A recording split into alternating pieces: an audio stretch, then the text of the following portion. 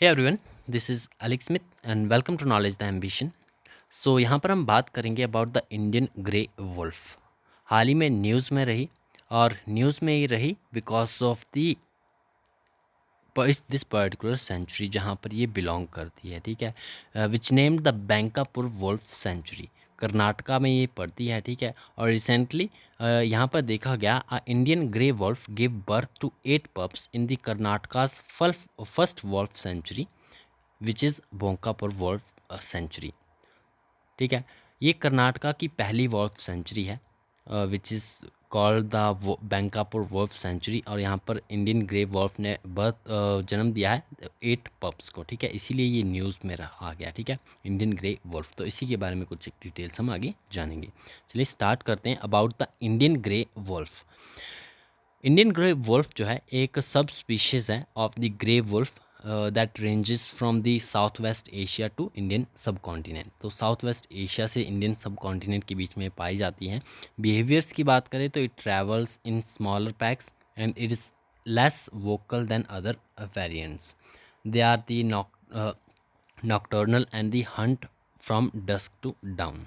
Appearance की बात करें इन वुल्फ ग्रे वुल्फ की, तो it is intermediate in size, lies between the Tibetan and Arabian wolf and lacks the former's luxuriant winter coat due to its living in warmer conditions. Habitat क्या है इसके? So Indian wolf inhabits areas dominated by the scrub, grasslands and semi-arid pastorals agro ecosystem. They live in warmer condition.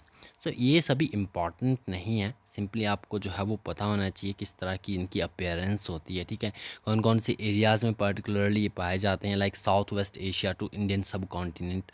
और कर्नाटका की जो first wolf sanctuary है which is Bankapur wolf sanctuary, यहाँ पर जो है वो recently it gave a birth to 9 pups. So इसीलिए न्यूज़ में आ गया ये। ठीक है, डिस्ट्रीब्यूशन क्या है? तो it has a wide distribution range that extend from Indian सब कॉन्टिनेंट टू इज़राइल। ना कंजर्वेशन स्टेटस इसका इम्पॉर्टेंट है क्योंकि IUCN की लिस्ट में जो है ये लीस्ट कंसर्न लिस्टेड है। साइट्स की बात करें तो अपेंडिक्स 1 में इसे रखा गया है, और Indian wild life protection act of 1972 के शेड्यूल 1 में ये लिस्टेड है। And threat this species population is getting impacted by habitat loss and depletion of the prey species. So there are few details about the Bankavar Wolf Sanctuary because it is the first wolf sanctury of Karnataka.